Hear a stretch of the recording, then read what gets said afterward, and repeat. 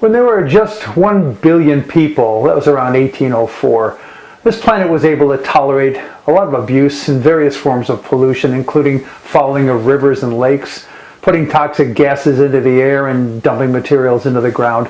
The ratio of humans to planet was just too great for us to have lasting, significant impact. As we now approach 8 billion people, the ratio is vastly different, and human impact on the Earth is both obvious and threatening. That leaves us just two options for actions to save ourselves from substantial danger. First, we can take steps to reduce the pollution that we create, and perhaps even reverse some of it. That will take a united and sustained global effort if we are to avert wars over fresh water and food. It is hoped that such an effort has been started with the accords developed at the Paris Climate Conference in December 2015, attended by 195 nations. The fundamental agreement is that each nation is to devise its own plan. What is needed, of course, is for all to follow through, both with plans and with actions. Now, the second thing we can do is to cause world population to stabilize and then decrease, because obviously with fewer people we will have a reduced impact on the planet. Accomplishing that's the trick. Jonathan Swift offered us direction on that with his 1729 offering to ease the burden of the poor in Ireland by selling their children as food. This in his powerful work, A Modest Proposal. What could be simpler and have the twofer advantage of both decreasing the population and helping with food shortages?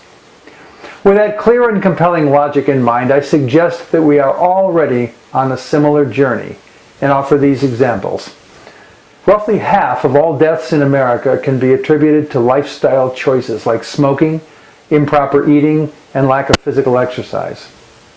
We kill about 30,000 Americans per year in automobile crashes.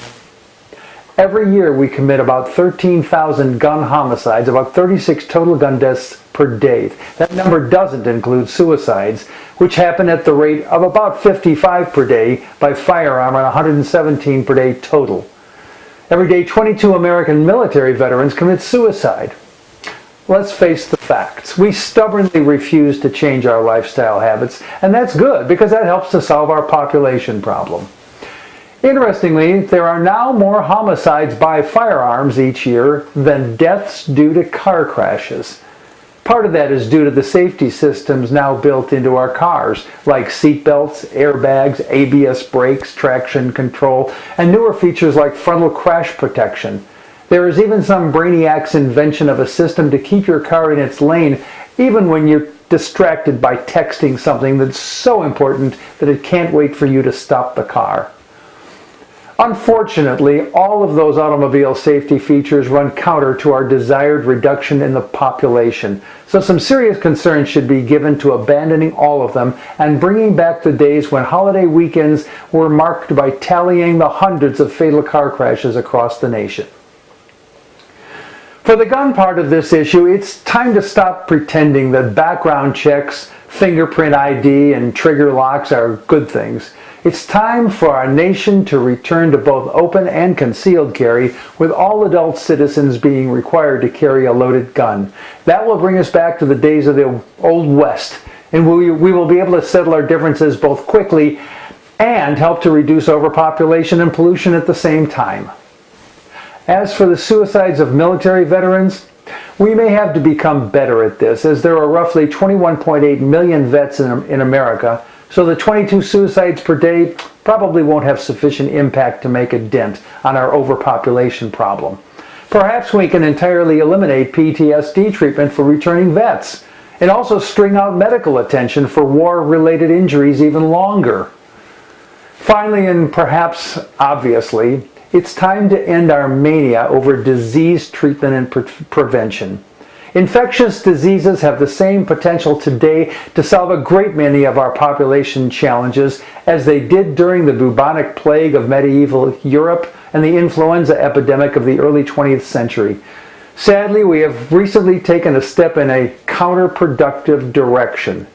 As you can see from the dashed light blue line on the chart in the blog, we have wisely been reducing funding for the National Institutes of Health for 13 years. Just this year, though, in a wrong-headed move, the president increased funding just slightly.